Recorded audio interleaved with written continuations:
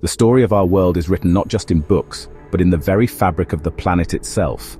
Deep beneath the waves of the southern Indian Ocean, hidden from sight for millennia, lies a feature that hints at a day of unimaginable violence. Scientists call it the Burckle Crater. It is an enormous depression on the seafloor, stretching nearly 30 kilometers across. This isn't the gentle work of undersea currents or shifting tectonic plates. The sheer scale and shape of this feature point to a single cataclysmic event, the impact of a comet or asteroid that struck our world thousands of years ago, within the span of human civilization. An object from space, hurtling towards Earth, would have plunged into the ocean with the force of thousands of nuclear bombs. The energy released would have been almost incomprehensible, boiling the sea and vaporizing the impactor in a flash of light and heat. This event would have triggered one of the most powerful forces in nature, a mega tsunami. The resulting wave would not have been a mere ripple, but a towering wall of water, hundreds of meters high, racing across the ocean at the speed of a jet aircraft. It was a wave capable of reshaping continents and wiping the slate clean for any life caught in its path. The evidence for this colossal wave is not confined to the ocean floor. On the distant shores of Madagascar, we find strange and enormous landforms known as chevron dunes. These are gigantic V-shaped hills of sand and sediment, pointing inland like colossal arrows. For a long time, their origin was a mystery. They do not align with the prevailing winds, which would normally sculpt such dunes. Instead, they all point directly back towards a single point in the Indian Ocean, the precise location of the Burckle Crater. These are not dunes shaped by wind, but immense deposits left behind by a wave of almost mythical proportions. Within these chevron dunes, geologists have discovered something even more astonishing. They found tiny marine microfossils that have been fused together with flecks of molten metals. To create such a thing requires temperatures far greater than any normal geological process on Earth's surface can produce. It requires the kind of extreme heat generated only by a cosmic impact.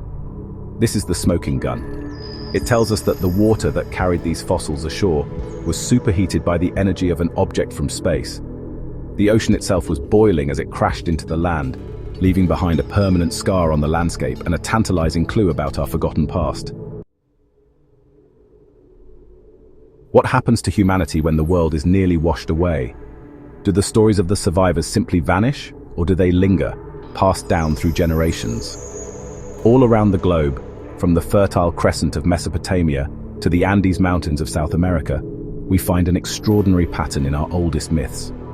Almost every ancient culture tells a story of a great flood, a time when the gods, or nature itself, sent a deluge to cleanse the earth. For centuries we have viewed these tales as mere allegories, as simple fables about morality and rebirth. But what if they are something more?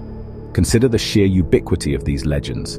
The story of Noah's Ark in the Abrahamic traditions is perhaps the most famous, but it is far from unique. The ancient Sumerians told of Ceisiwr, who built a great boat to survive a flood sent by the gods. Hindus speak of Manu, who was warned of a coming deluge by the fish avatar of Vishnu. Greek mythology has the tale of Deucalion and Pyrrha, who repopulated the earth after surviving a great flood in a wooden chest. These stories, separated by thousands of miles and thousands of years, share a core narrative: a world-ending flood, a handful of survivors, and the beginning of a new age for humanity. Is it plausible that so many distinct cultures, with no contact with one another, all independently invented the exact same story? It seems unlikely. A more compelling explanation is that these myths are not inventions at all, but fragmented memories. They are the echoes of a real global catastrophe, preserved in the only way our ancestors could, through oral tradition. The story of the Burckle Crater impact and its mega tsunami provides a powerful physical basis for these legends. A wave that could climb hundreds of meters and wash kilometers inland would certainly have been perceived as a world-ending event by anyone who witnessed it. These myths could be what some researchers call scalar echoes, the faint, distorted truth that remains after the initial shock of a cataclysm has faded from direct memory. The details may change from culture to culture. The names of the heroes, the reasons for the flood, the nature of the gods involved. But the fundamental event, the terrifying reality of the flood itself, remains constant. It is a whisper carried on the winds of time, a shared trauma embedded in the DNA of our storytelling. These ancient tales might just be the most enduring historical record we possess. Cosmic impacts are not the only force capable of resetting civilization. Sometimes the threat comes not from the sky above, but from the very ground beneath our feet.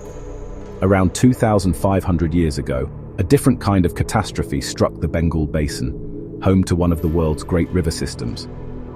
Geological evidence points to a colossal paleo-earthquake, an event so powerful it would have registered between a 7.0 and 8.0 on the modern magnitude scale.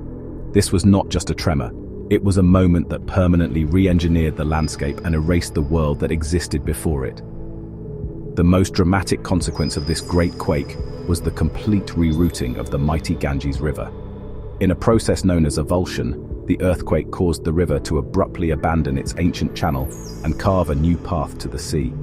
For the civilizations that thrived along its banks, this would have been an apocalypse. Their source of water, their transport routes, and the fertile land that sustained their agriculture would have vanished overnight. Entire cities and settlements would have been left stranded in a dry wasteland, while new areas were inundated. It was a geographic reset button, pushed with tectonic fury. The evidence for this tectonic upheaval is written into the land itself. Geologists have found vast sand dikes, which are fissures in the ground that were forced open by the shaking and instantly filled with liquefied sand from below. These features extend over 180 kilometers from the earthquake's epicenter, testifying to the sheer violence of the event. An earthquake of this magnitude doesn't just topple buildings, it causes the very soil to lose its integrity and behave like a fluid, swallowing everything on the surface. It would have been an event that not only destroyed a civilization but also buried the evidence that it ever existed. This kind of cataclysm acts as an amnesia trigger for humanity. When a society is so completely and suddenly wiped out, its continuity is broken. Its history, its knowledge, and its memories are severed.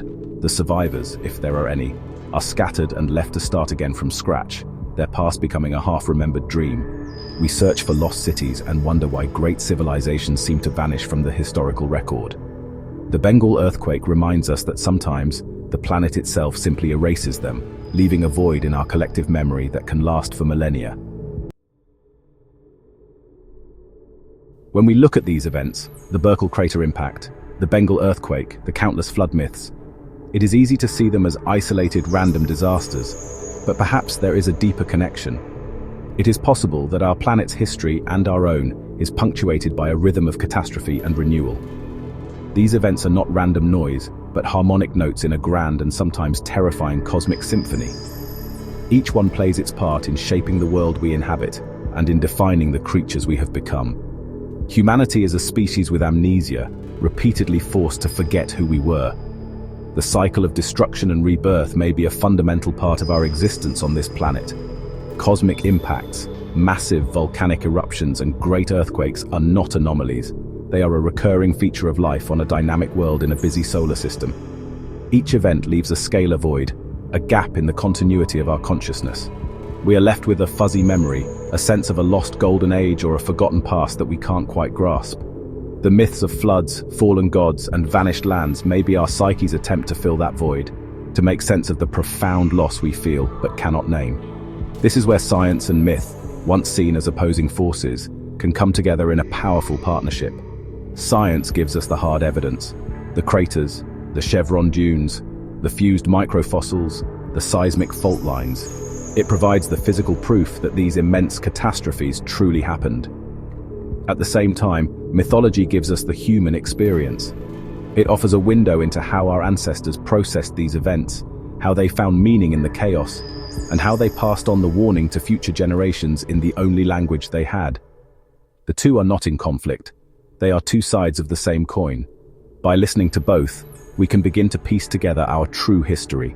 We are the descendants of survivors. We carry within us the resilience of those who lived through falling skies and shaking ground. Our forgotten past is not just a story of destruction, but a testament to the incredible tenacity of life and the endurance of the human spirit. Unveiling these forgotten catastrophes is not about dwelling on fear.